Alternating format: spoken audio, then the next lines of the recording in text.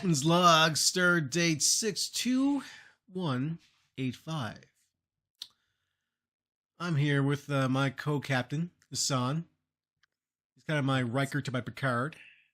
I'm your host, Tristan. I am stuck here. Yeah, this is the Everything is Finally Ruined podcast, also ship. So, christened by myself, I have changed the name because I didn't like the one that it was before. The responsibility. Whatever. Fuck that. Anyway, this is the Everything is Finally Ruined ship / podcast, and we're here to show you all the stuff that the Federation doesn't want us to show you. Yeah, Captain, we've been over this. What? That was just a street magician. The Federation wasn't hiding anything. He was palming the card behind his hand, and then he just put on top of the deck. Right, but he was okay.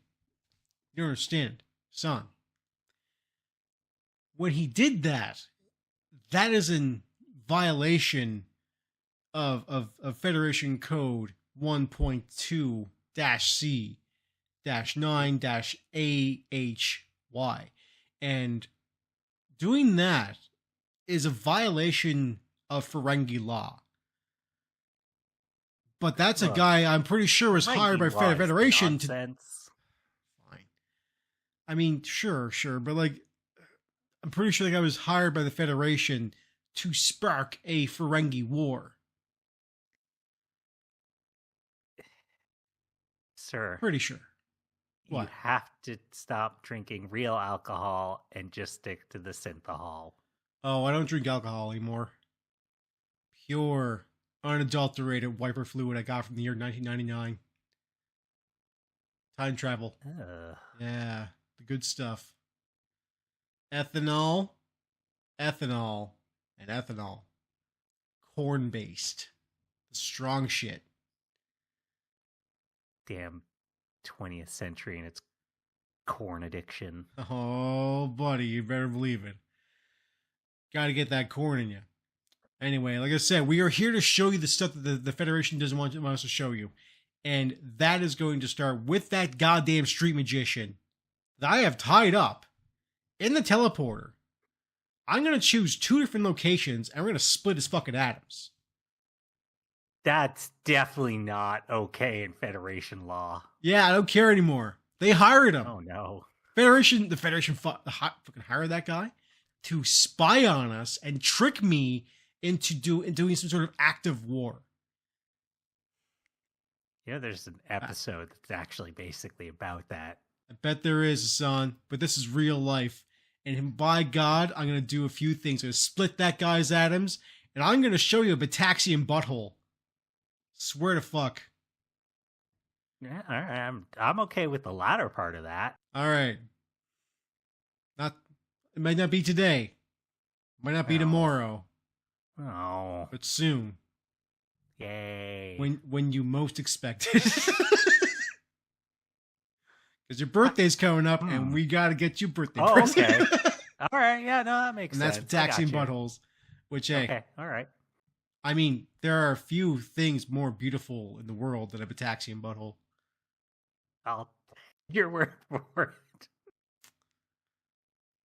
Someday you'll find out. Also, to be honest, I don't remember all the... Are Bataxians an actual... I think I just made that up. I'm pretty sure I just chose a word. And yes. that may... I'm assuming you would be spelling that Bataxian. 100%, yes. Yeah, okay. Yeah, there's no such thing as a Bataxian, unfortunately. That's funny because that's I feel like that's such a very Star Trek race. Mass Effect has Batarian, which is basically right. one letter away.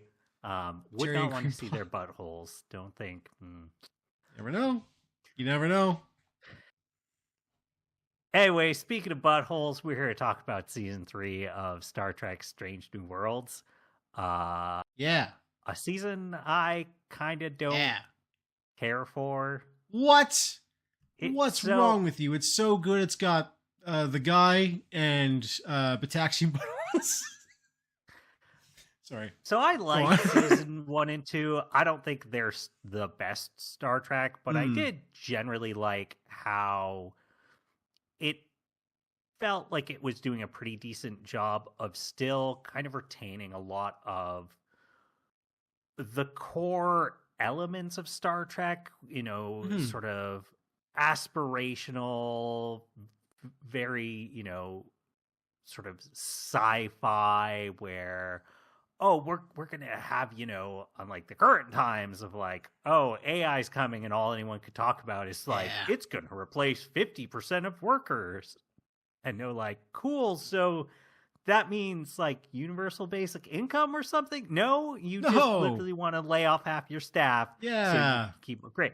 Like, the parts where it's like, no, we did that, and then basically that meant money became meaningless and hey, it's not quite a utopia, but things are pretty good. I thought season 1 and 2 did a pretty good job of still having those elements while not being as, I would say, kind of stodgy and even to a certain extent unrealistic in the writing of the characters, which I think all the way up through Enterprise was the really bad mid-2000s one, I think. Yes, it was. Yeah, so kind of all the seasons through that, they've always, the way characters are written just really hasn't felt real. Yeah. Things like just day to day of like, I don't know. You know what? I was listening to something earlier. So like characters just don't talk about, I had Taco Bell and then that gave me diarrhea kind of thing, right? Like Star Trek doesn't talk about those sorts of, usually. You could call it crude or, well, wasn't the point of the lower decks in a way is to talk about the daily shit, literally? Well, kind of, yeah. Yeah. Lower Decks did a good job, similar to Strange New Worlds, where it's like, no, characters will talk about kind of more human stuff like that. It's not all this heady, we don't talk about the bathrooms. We don't have to worry about those things. It's all too utopic. That is a very serious criticism of the Next Generation. Voyager, Deep Space Nine. As good as these shows are, as good as they can be at tackling emotional moments, political stuff, theoretical sci-fi, what makes a man sort of stuff. They're all really good at that. But tackling the things of like, hey, this character just slept weird and their neck hurts and they're just kind of being cranky and a bad coworker for the day. Star Trek generally has not been good at that. Whereas I thought Strange New Worlds did a pretty good job with some of those things. So is that like, does it more so focus on like, not more so focus, but like, does it actually bring up those little aspects of life where it's like, fuck, I slept weird and now my shoulder has this weird kind of like ache to it. I can't do this too well without it paining. My knee's a little funky today. Yeah, Strange New Worlds has always had a little bit of that to it. And it's made the characters feel a little bit more human. That's cool. Where I have a problem with season 3 is that, and one of the best examples is it's just got a lot of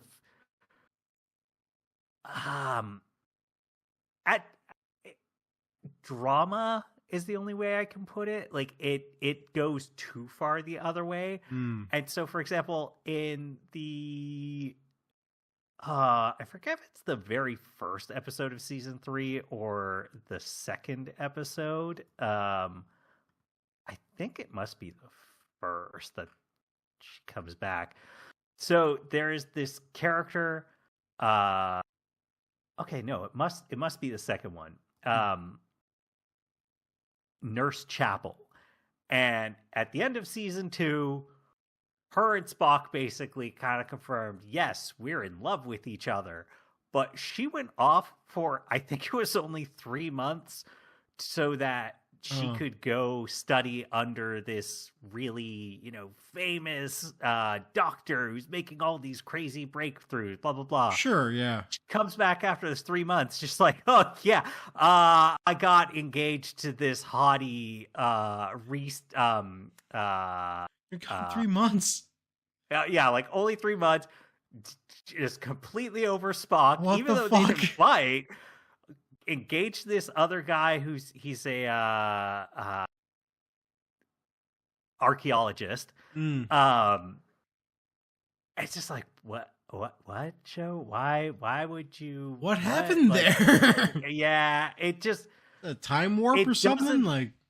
It doesn't feel like this natural change in emotion and characters. It feels just like it's too bad. Somebody went, oh, we need to change things up. We need to alter the relationship of some of these characters, create some drama. Oh God, Spock's not acting logical anymore. Oh God, push the button and pull the parachute. that happens all the time. Yeah, I know. Spock. The point is to actually make him illogical. But that's kind of the problem with like this season, is that it goes too far at the other direction and goes, no, all this drama needs to happen. We need to make them all, more human, remove the heady stuff and make it all, Love Island drama? Or something. I think that show's still on. I don't know. Yeah. Love Island is definitely still on, just an FYI. Okay. I've never watched it. You're not it's hard to keep track of all those. There's just some occasional like weird writing around the interpersonal stuff where so Una Chin Riley, also known as Number One, which second in command of the ship. So there is an episode where 4 of the human crew members they basically have to go down to this planet in disguise as Vulcans, and so they get a nano spray thing that alters them, and so they actually are physiologically Vulcan. Interesting. Okay. Yeah, we'll get into it. It's got some problems. But as part of this episode, Una Chin Riley basically goes, okay, we need to contact, I know a Vulcan who's really good at dealing with like Vulcan human relations stuff. He can help us kind of convince them that they need to turn back to being human. Yeah, sure. Mm-hmm. But she's like, but I can't be around. Just anytime around him, I lose all my senses, and we just want to intertwine our bodies, kind of thing. Nice. And then the Vulcan is played by Patton Oswalt, and the thing is, I can't tell if it's meant to be a joke in a sense of like, can you believe it that the prom queen would get with the loser nerd? Or if it's meant to be non-judgmental and it's trying to say like, no, this show is in the 27th century or something, I think. And hey, what we're saying is that even though conventionally these two characters wouldn't work, it's the 27th century. These barriers and such no longer exist. The writing is just not good enough there for it to be clear as to what they're actually trying to say when they're going, these two, they just can't stay away from each other thing. Just a heads up, just I wonder if that's a nod to the fact that Patton Oswalt's wife was like very attractive. I have no idea. I didn't look up any if there was any writing about that one. It was just in the episode. It is just not. It is not well written as to what they're trying to say with this or get at, and it just left me frustrated. Yeah. Now, talking of that episode, there's actually 2 where I have some complaints about. I would hesitate to say the quality of the acting, because I don't know if it is the actor's fault or if it's just bad writing, bad directing, time crunch, whatever it is. So that episode, which is season 3, episode 8, 4.5 Vulcans. Ooh. Like 2.5 men. As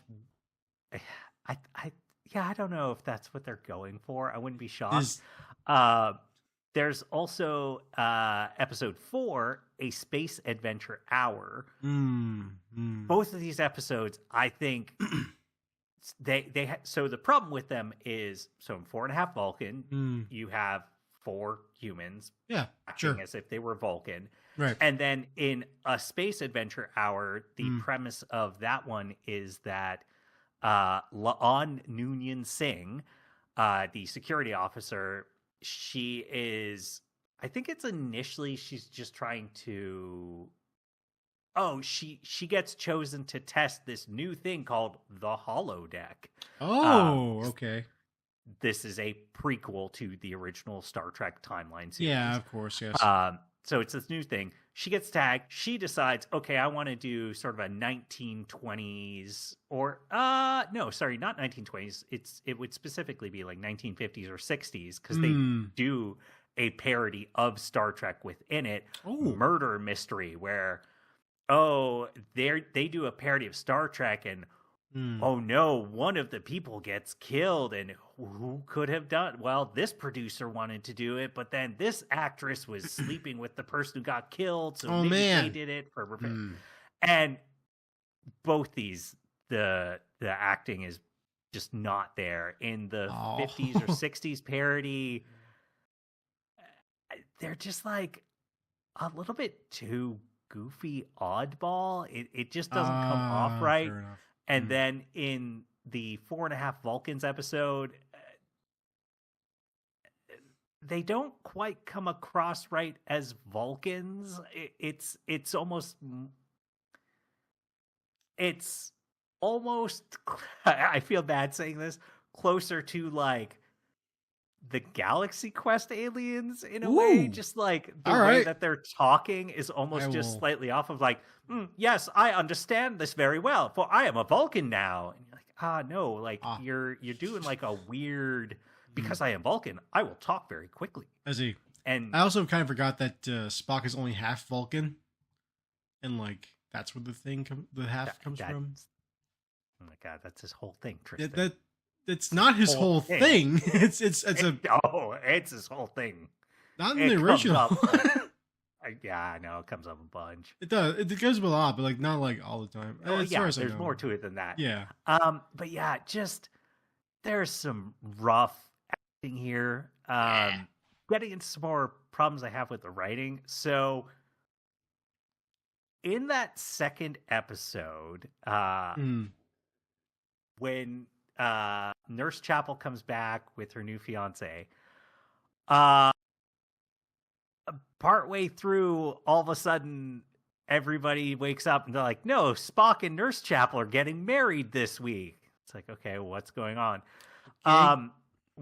What ends up happening is, and it's a shame because there are things about this episode I really like, but essentially what ends up happening is that this new character, the wedding planner, played by Rice Darby, who, that's the part of this episode I really like. He's really good in this. Yeah.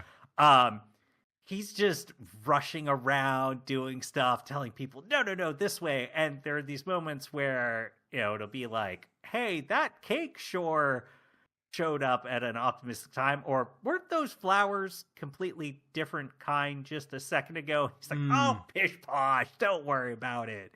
Like, okay, so something's up here. And at the very end, it gets revealed that, yes, he is. And like, this is the part where there's multiple instances of this. I don't know why they had to go to this extreme. Yeah. So it gets revealed 2 things. One, he's apparently the son of John Delancey's Q. Delancey? Yeah, John Delancey, I believe it is. Yes. I could be wrong.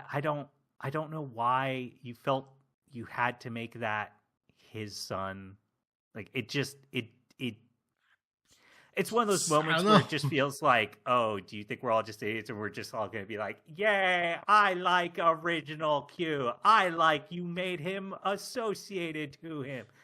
Like, I don't need that. Yeah. You could have just made him a Q without any relation to the original Q, and it's fine. Like, it would be the equivalent of if, a Klingon shows up and they go, oh, well, we have to make it Worf's dad or something, because otherwise, no They're one's all gonna Worf's care. Dad. We made them all Worf's dads to cover our bases. It feels like Star Wars problem of everything has to tie back to the Skywalker. Like, no, it's okay, you don't have to. But then they also, it's apparently, like I just did some quick. Or I didn't do some quick read. I saw some people posting about it, I should say, and I didn't go back and check it. Reddit. In the episode, he doesn't ever get referred to or say this, but apparently the credits had him listed as God, I need to look up the name to make yes, okay, it is. Trelane, who was a character in the original Star Trek series before Q ever existed, who had a similar sort of almost omnipotence like power and would show up and would kind of like taunt Kirk, and he would be kind of a little bit more antagonistic and condescending, let's say. Like if you look him up, he's often sort of wearing like regal attire, or he shows up as a judge with a judge's wig, stuff like that. I remember trying now. Okay, yes. Yeah, and like that also just feels very unnecessary, but also it's like he feels very different here than in the original, because in the original he was a little bit more antagonistic. He'd poke and prod at them. Here he's just kind of and like I think the way it ends where Q shows up and he's like, son, turn them all back to normal. It's like, but dad, and he comes across more that way, just kind of this petulant kid who decides, oh, I'm going to fix Spock's problem. He'll get married and everyone will like me for it. I see. I don't know why they felt the need to do that. Well, not back to the old series and basically. Yeah, I guess. But my other problem with it is this show already did Q level weird stuff without needing Q. Like in season 2, there is a musical episode. Yes. They have a crossover with the cartoon series Lower Decks. Oh yeah, they did. Yes. I forgot about that. It already had weird stuff. We didn't need Q. And it wouldn't be so bad, except, and I looked this up. So in the Next Generation, there were 8 episodes that Q appeared in. That is 8 out of 176, or 72. I forget what exact number. But he is in a few. Less than 4% of episodes. Yeah. The problem they now have, because this show only does 10 episodes per season, and right now they are there's 2 more seasons I think that they're committed to. Yeah. Okay. All he has to do is show up in like one more episode, and he's basically immediately matched that. And that's my problem is amazing. In the original, or not original, but I'll say in the original series or in the Next Generation, having a Q-like character was okay because you had 26 plus episodes in a season. And so you never knew when they could just randomly show up. Season 4 of Strange New Worlds is only going to be 10 episodes. So if he shows up, it's not some wild, crazy surprise again. It's like, well, you had, a 1 in 10 chance of him showing up in this episode. Yeah, exactly. And so I don't think it needs that. And we'll talk about, I think that's the last thing I want to talk about is our good old friend, small seasons hurting stuff, that shows up a lot more here than in the past seasons. Really? Yes. Yeah. We'll honestly, I find that is typical for a lot of these shows anyway. The first season, it's like, yeah, you know what? They had a tight idea. They worked within the 10 episode limit. Perfect. Season 2, shaky. Season 3, you know. Yeah. This season, there's also a lot of Kirk, and a lot of them, I don't know why, like trying to build up and establish a lot of Kirk stuff, which, okay, I understand to a certain extent. This series is theoretically a prequel to the original. So the captain in this series, Captain Christopher Pike. Oh, it's right, different captain. Was the previous captain in the original Star Trek series of the Enterprise before Kirk got the posting. But like, I don't need this show to build up Kirk and explain why he gets this role. Like, wait. They're doing that? Who cares? It's not. Kirk isn't a member of the Enterprise. Yeah, he's on another ship. I forget the name of it. And there are let me see here. I believe it's 2. Yeah, there's 2 episodes. So one is the Salat who ate its tail. And then I think the other one is I think it's the very first episode, Hegemony Part 2 maybe. But there are 2 episodes where he shows up, and like there's this, so specifically the Salat who ate its tail is maybe the one, or it's a different one. They have a scene where it's, Spock and Kirk have to mind meld so that across both their ships they can perfectly time firing these 2 lasers. Actually, I think it's the very last episode is the one where they do that. And then the Salat who ate its tail is basically Kirk's ship. Almost, it gets attacked, almost destroyed. All the crew members are basically injured, so it's just him, Spock, and like 2 other members from the Enterprise, and they're all doubting him, but Spock backs him up as like, well, he's the acting commander on the ship, we have to follow him. It's like, okay. I mean, but like, these aren't bad plots, they're just completely unnecessary. Like, there are however many episodes of the original series plus all the movies, 70 some, I think.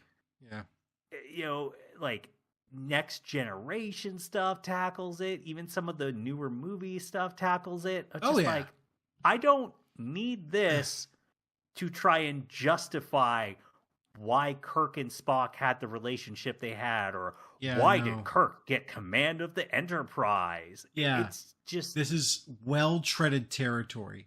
It's like retelling Spider-Man's origin. Like, you don't have to. If you're a Star Trek fan, like, we get it. It's like retelling Spider-Man's origin in like X-Men series of like, I don't need to do that. Like, okay, let's sure, see maybe how the one X-Men interacted with Ben's death. It's like, you could have just focused on the actual members of the Enterprise that are already here. Some of the positives, just because I still enjoy it, even if I'm disappointed with it. There are definitely some fun episodes in here and some interesting things. So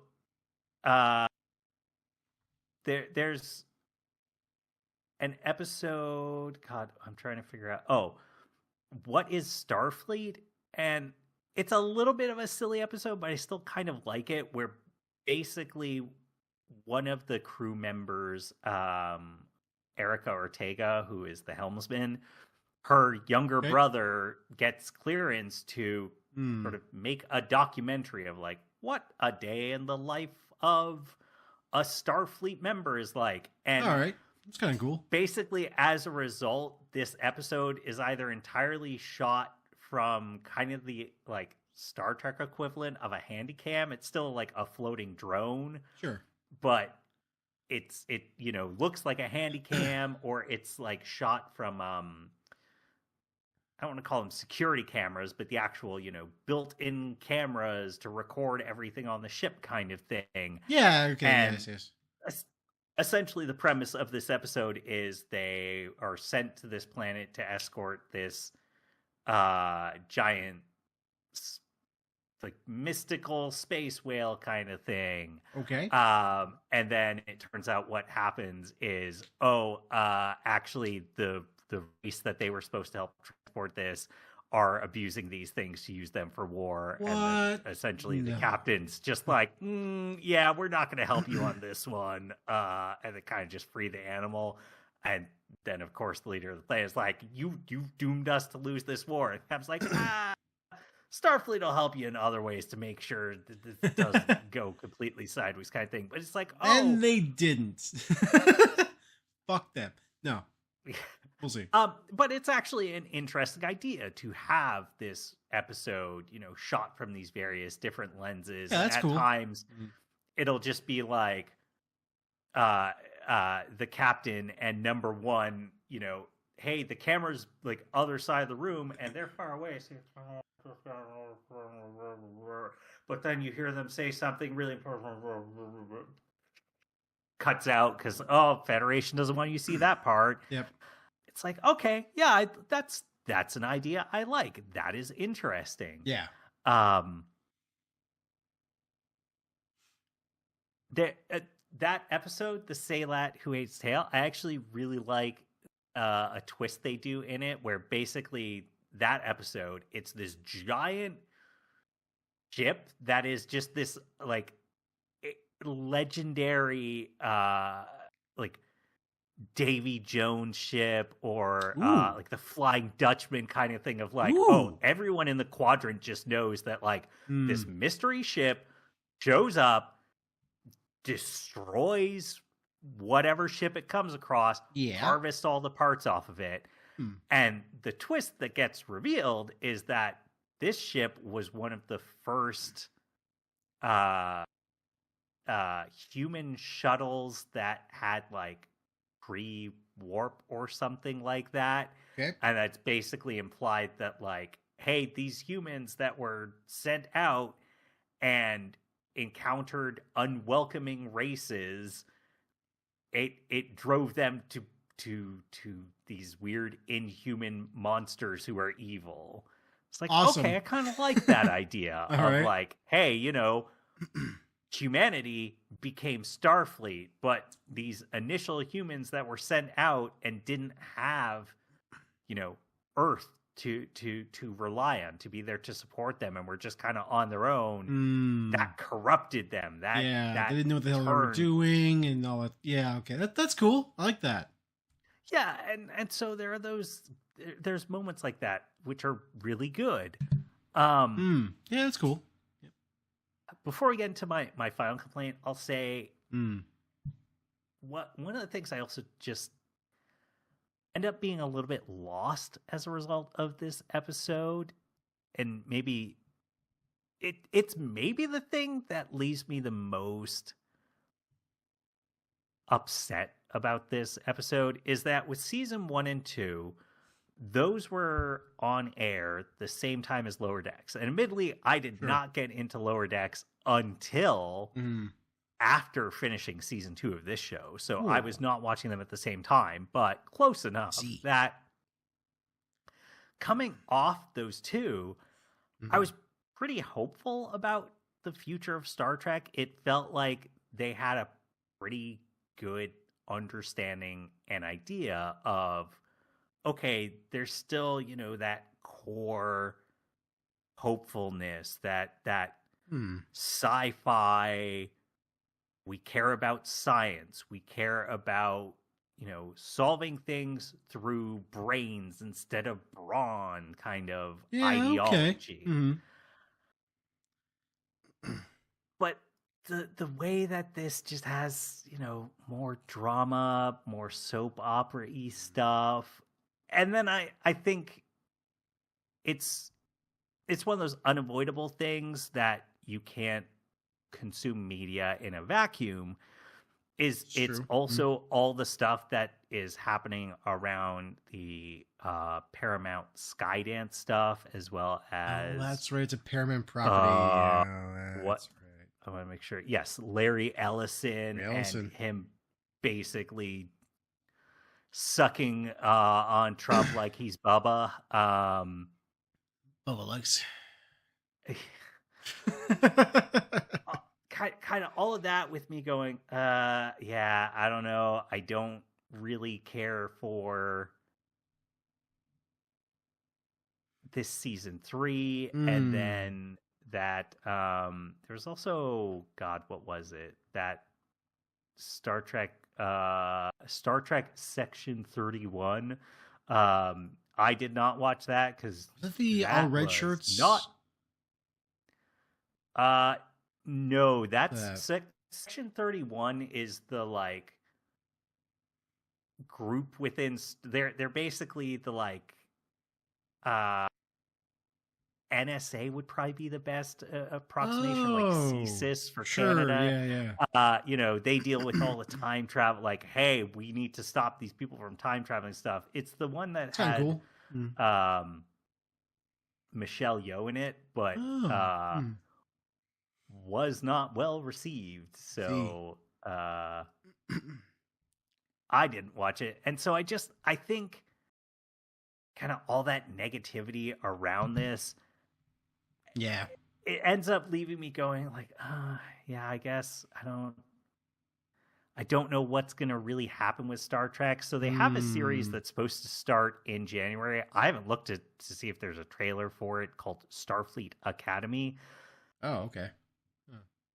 I'll at least say that one I'm a little bit more looking forward to, just because that one is set in the 32nd century, whereas Star Trek Strange New Worlds is the 23rd century. So, okay. Bit of an update. We're jumping ahead quite a bit. Yes. Starfleet Academy is supposed to be more of a sequel to Discovery. Sure. Discovery was another one. I kind of like season 1, and then after that, I just didn't care for it. I've heard the same thing there for everybody else said. It's just like, yeah, the first season was pretty interesting and different from Star Trek's normal stuff, and then it just fuck that. Yeah, fucked it up. So I'm just looking here because it's at the end of the second season. They end up time traveling to the 32nd century because Discovery initially also takes place before the original series. Really? I didn't know that. Yeah. It seems so modern, comparatively. That's another one where the character writing was a little bit more modern. Like, they literally have episodes where the characters will just, get drunk at parties. Sure. Yeah. Okay. Yeah. But that's the thing, is that's kind of like in terms of actual main Star Trek series. So I'm not going to count things like Picard or Lower Decks. Discovery started in 2017. Yep. And then Strange New World started in 2022. So Academy is kind of the first real main, not kind of like side Star Trek thing since Voyager in 1995, because Enterprise in 2001, also earlier. It's the first one that kind of goes, no, we're going to set it I don't want to say modern because these things are all in the future, but it's the first one that's not trying to be, before the events of a bunch of other shows. It goes, no, this either takes place, concurrently or after a bunch of others. So I like that, but I don't know. I just don't have a whole lot of faith after them dropping the ball with Strange New Worlds Season 3 that the people who understand Star Trek aren't going to end up, just either it up. Dropping the ball again, having somebody, mess with it, whether that's a producer, I would not be shocked if Larry Ellison himself personally ended up messing with some stuff here that, there's some episode and MAGA takes it the wrong way. And so Larry Ellison shows up with some message of we need to make Star Trek not woke and just destroys the show. Yep. So I'm not very hopeful on that. Now, getting into the just main part of this season that did not work for me is that this season kind of tries to have an overarching and through line to the plot, and it does not work. So season 2, the first episode is an immediate continuation of the end of, season 3. The first episode is like a 2-parter to the end of season 2, where what happened is this human colony got attacked by the Gorn, a bunch of humans got kidnapped. Some of the crew of the Enterprise get kidnapped, including Captain Pike's romantic partner. She was a captain of a ship. Okay. They managed to save everybody, but his partner gets infected is not the right term, but the way the Gorn work is they implant their offspring into hosts who then basically die when the Gorn bursts out of them. Yeah, it's like a wasp kind of thing. Like a parasitic wasp. I would honestly go more like xenomorph. Sure, like a parasitic wasp. Literally will burst out of the chest. Yeah, sure. They manage to do this procedure that stops her from dying to it, and then Lieutenant Ortega kind of ends up with PTSD as a result of being captured by the Gorn and that. And so throughout this sort of season, I should look up her name.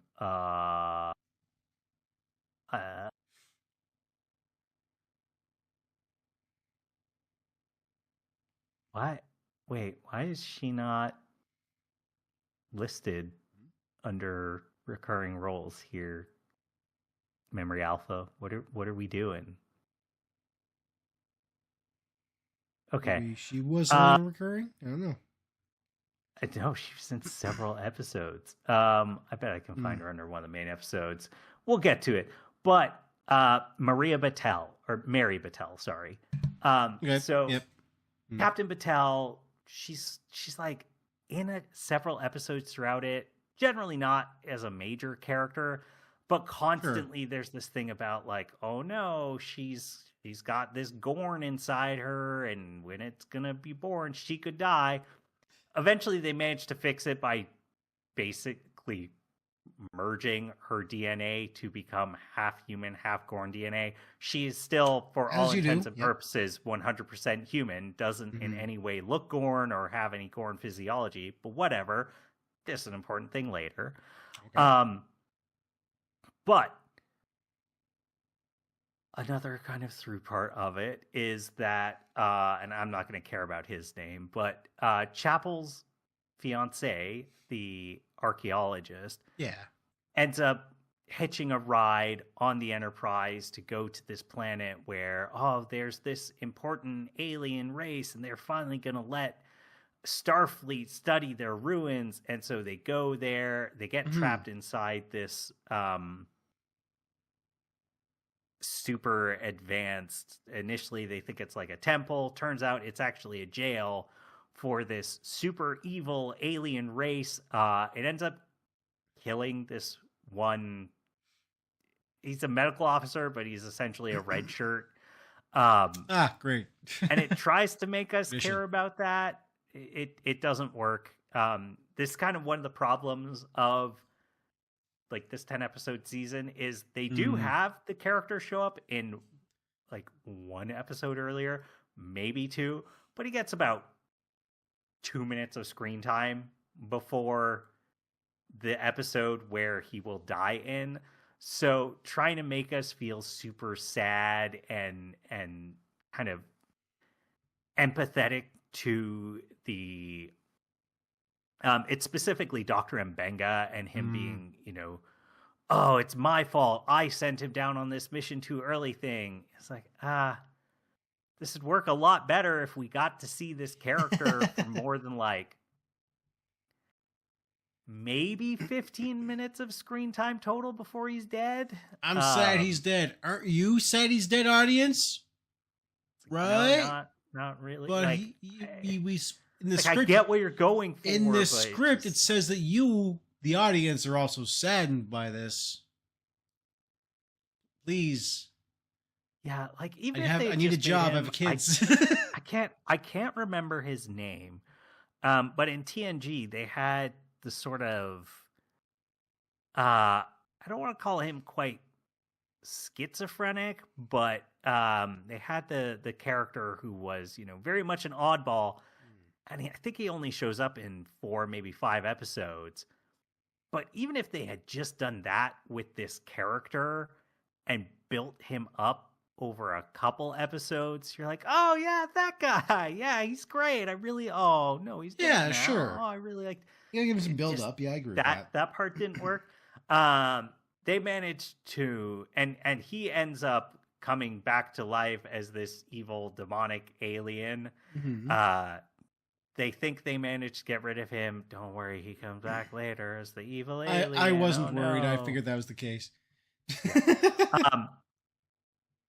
But then continuing this through line, so the second to last episode is one where the premise of this is that Lieutenant Ortega gets stranded on this inhospitable planet and is alongside an injured Gorn. And a couple of reasons I think this episode doesn't work. One is Ortega is definitely the weakest character on this show. She's always been the sort of least emotionally deep or having much of a backstory. She's just I'm the pilot who just likes to shoot off the hip kind of thing. Oh, Ortega. Yeah, okay. Yeah.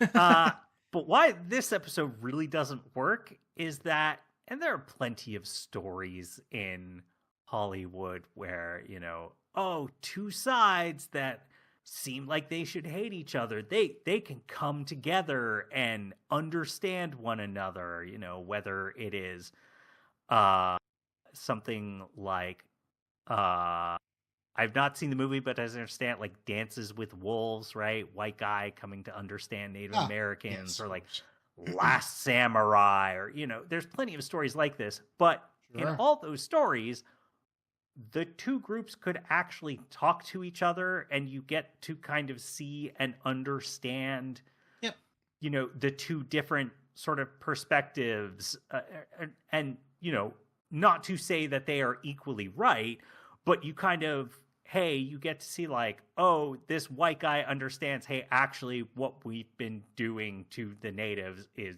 incorrect and horribly wrong. And from the natives, they understand like, oh, not all the white men are bad. And actually many of them have just been fed endless propaganda from childhood, and that's how they come to believe it's okay to kill us and that we're savages kind of thing.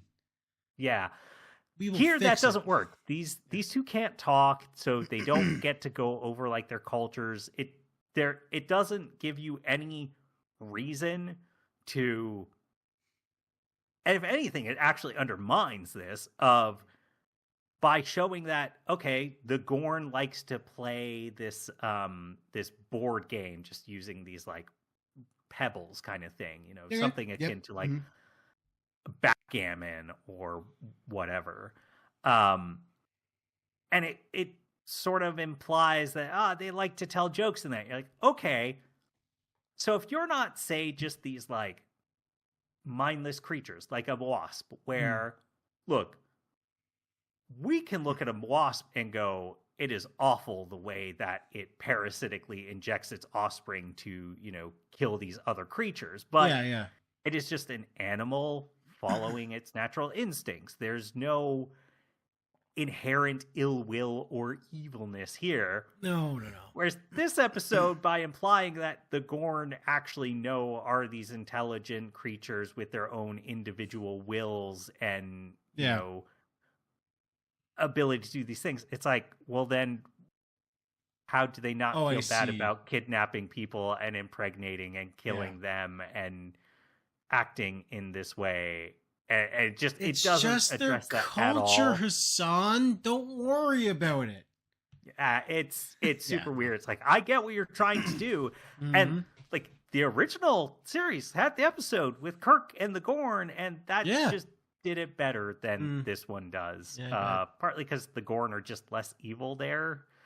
They're a little more extremely evil in this show, like xenomorph kind of evil. Awesome. So okay. So they're like an alien. Yes. Oh yeah. No. Like they your motivations are people up. Misunderstood. Yeah. Like I could not fathom how your thought process works to get from where you are to where you are now, because you're such an alien. There's a massive disconnect where you're not going to connect at all. Yeah. Okay. It's bad. Yeah. And then this is perhaps the final episode, my biggest problem. So, oh no, the evil aliens from whatever it was, episode 4 or 5 or something, they show up again. And this episode could have been actually pretty cool, because there's this really good line where Pelia, who I think she's like the same race as Guinan from The Next Generation, that, hey, we look really human, but we live for centuries or millennia. Sure. I can't remember if it's in this episode or the earlier episode, but she's basically talking to the captain about it, and she's like, no, Captain, like, you don't understand. I can feel it in my bones. This entity is just evil. It is just pure evil. And if they leaned into that, and it was sort of another version of something like the Borg, where it's Starfleet needs to figure out, how does this idealistic society handle a thing that you cannot compromise with, that you cannot rationalize, have a conversation, come to a peace deal with, that it is pure evil? How do you deal with that? It just really doesn't get into that. And the way that this ends up all concluding is that this alien goes back to this sort of space jail that all of its fellow evil aliens were in. And that turns out Captain Batel, by being half human and half Gorn, is essentially the chosen one who can ascend and become this crystalline form that can jail these evil aliens forever. And so she does that. And it's like, if this was Stargate, I'd be going, hell yeah, that's some real Stargate-ass, stupid, ancient alien nonsense. Yeah, sure. In Star Trek, it's just real dumb. It's like, what? This is so...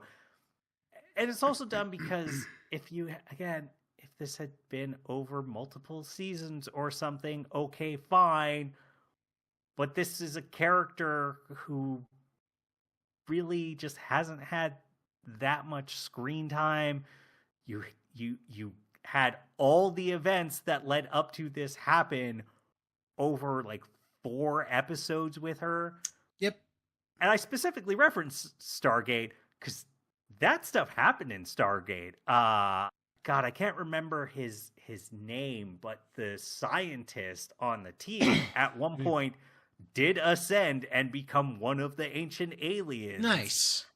But that was over seasons of him studying them and researching them and so tracking all this stuff. Proper and payoff for that about stuff them. as he instead of here where it's like, well, these aliens showed up 4 episodes ago.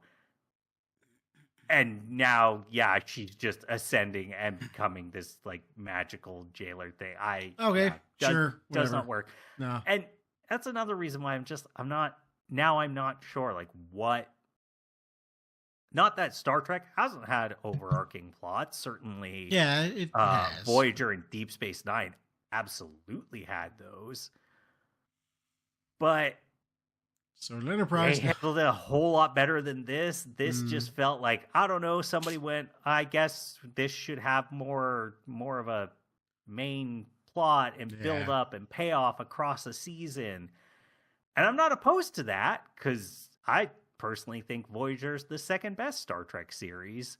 I know a lot of people don't feel that way, but I really like Voyager. Yeah, from what I've seen in Voyager, it's pretty good. So I don't mind that idea, but it does not do that well here. And just based off this, I don't get the feeling that more Star Trek stuff, whether it's another TV show like Academy, or if they decide to do more movies,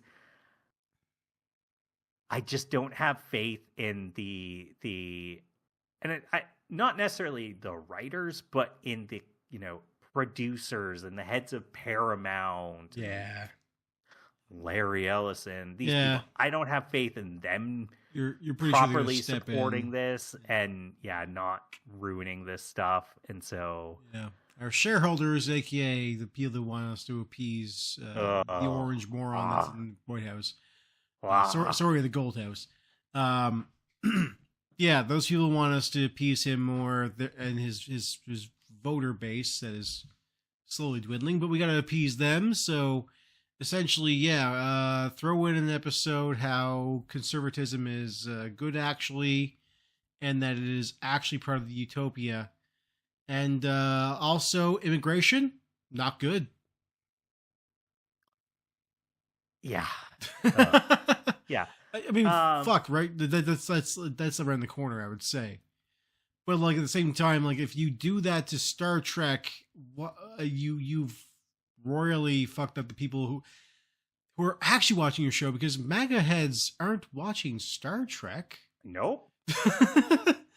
Just because the orange freak of nature says, to change that. I mean, this is hypothetical, because who knows if he even is thinking about this.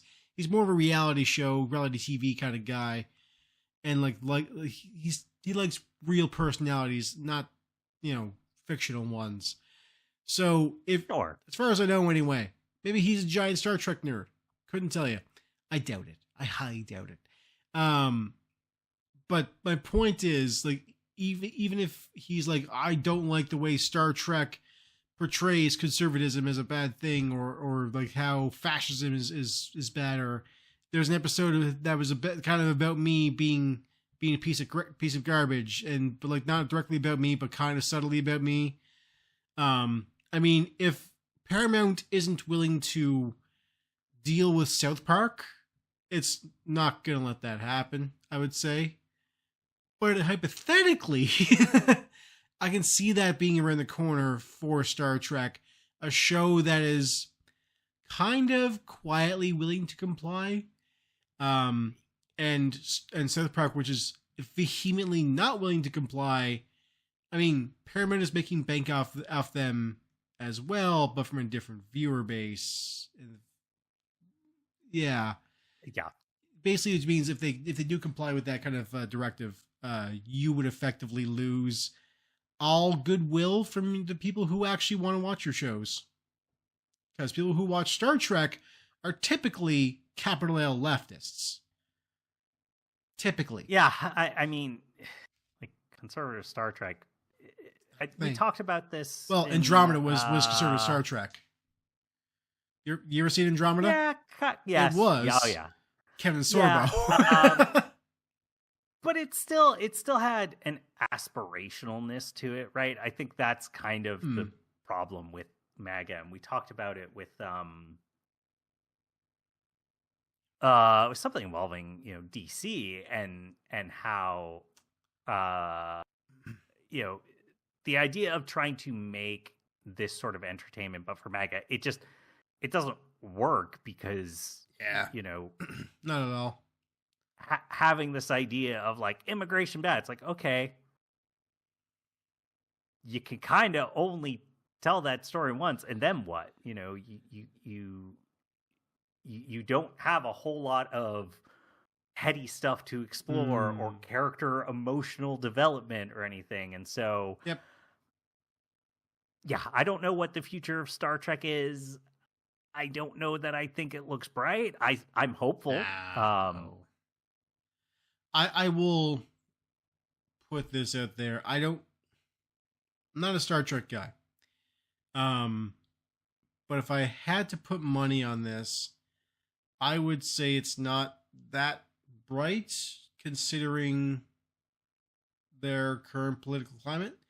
But at the same time, I don't think they're stupid enough to fuck it up real bad. Like, at least not that bad. But although, I mean, here's the thing though. They are canceling Colbert come next year. Like, he's done in March. And like, his show has never had higher ratings. It won awards this year. So like, yeah, they're willing to fuck it up a little bit. That's a whole other discussion of like Star Trek feels like it's just slowly limping along on legacy, and that they have not figured out how to make Star Trek work and big and popular on TV or in movies again. It feels like it's this media property that they really struggle to figure out how to make it not just niche. And maybe that's the problem, is they need to just instead lean into the niche aspect and go, these are who Star Trek fans are. This is how many of them there are. Stop trying to make it bigger and go mainstream. Let's just give this audience we know is there what it wants and what will actually be appropriately scoped and sized for them.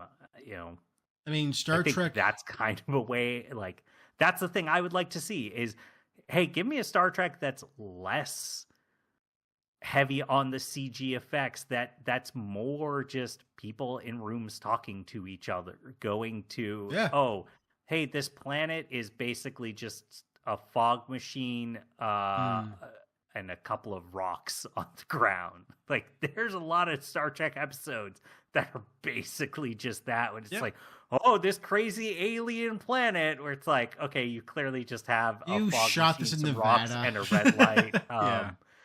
But that works. That's all I need. And so, for me, that's what I would love to see out of Star Trek, is just go more grounded again. I mean, there's a reason why, like, my Next Generation did so much in the holodeck. It's like, okay, here's a chance for us to use the set, because we're on the Universal Studios set. We can just use this set over here and just shoot our thing, because we can rent that shit out. We don't gotta pay for new shit. Perfect. Yeah, of course. Do that. I mean, like, that's old TV thinking and old TV writing and old TV executive producing, where like you had to make the budget work, and you still do now, but like, there was less of a threat of just being flat out canceled back then, unless your show was truly terrible. Yeah, nowadays it's just like, well, if Strange New Worlds isn't bringing X amount of million viewers and new subscribers and whatever the fuck to Paramount Plus, then sorry, out the door you go. Oh, that 5-episode contract, we can break that whenever we want to. We own your asses. So congratulations. Yeah. That's yeah. We wrap up. I will say again, I still, if you've enjoyed season 1 and 2, I still recommend watching season 3. I still have some hope that a season 4 and 5 will be better, and this might just be a hiccup in the road, but definitely go in prepared to be a little bit disappointed in this season is where I would end it. That's fair. And on that note, why don't you tell people where to find us? We're on the Blue Sky. Go to at EIF and AR, where we are at a Blue Sky, and yell about how much you think Hassan is wrong about season 3 about Star Trek Next Strange New Worlds. Also, how he's wrong with Star Trek Next Generation season 3. I don't know what your opinion on that one is, but I honestly don't care. Just tell him that he's wrong, regardless. Okay. All right. Yeah. Well, I don't even know. I don't know, and I don't want to know. You should also go to our Spotify and iTunes pages. Listen to us there. Rate us something. Leave reviews if you'd like to. Go to our YouTube channel where you are watching videos of us right now. I am moving around to prove that I'm a real physical person. Congratulations, you are having a parasocial interaction right now. Anyway, unless you're AI, but unless you're AI. Oh, unless I'm AI? Yeah, I'm unless not. you, Tristan, are AI. I'm not. I don't know. That would make my life so much easier if I was just AI. Fuck, dude. Oh, God. I don't know that would. Oh, it would. It means I could just, yeah, man, if I could replace all of my life with AI. People could make you do whatever they want in videos. Oh, that's fine. Just go ahead. Show me Batarian butthole. Oh, Right okay. All yeah, right. Fuck yeah, do it. Yeah, whatever you're going to do. I don't care. I'll blow Bubba. Oh, no. I mean, AI me will. I'm not going to. I'm not AI currently. And Sure if you're I, not. yeah, no, well, I'm not. And if I am, then either way, doesn't matter. Just a fake person. Anyway, what was with this? Oh yeah, YouTube. Like and subscribe.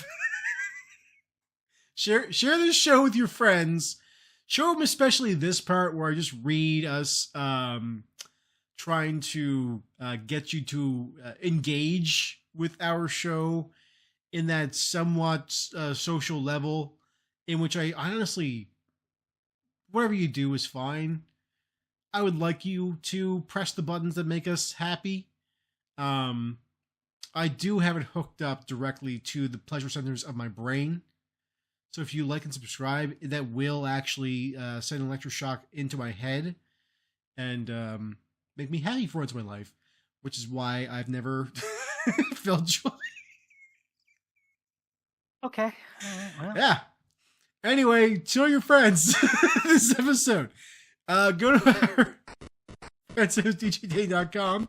That's got does our music, DJDang.com. Listen to his great tunes. And if you would be so kind, perhaps, since he is probably some sort of also chaos god, just point him in the direction of your nearest Starfleet vessel. Yeah, that's fair. Yeah. Fuck it up. Hell yeah. Good shit up. Anyway, that is it for the show. Tune in next time for another elegiacal episode of Everything's Fine, Nothing's Ruined. Yeah. See ya. Say it.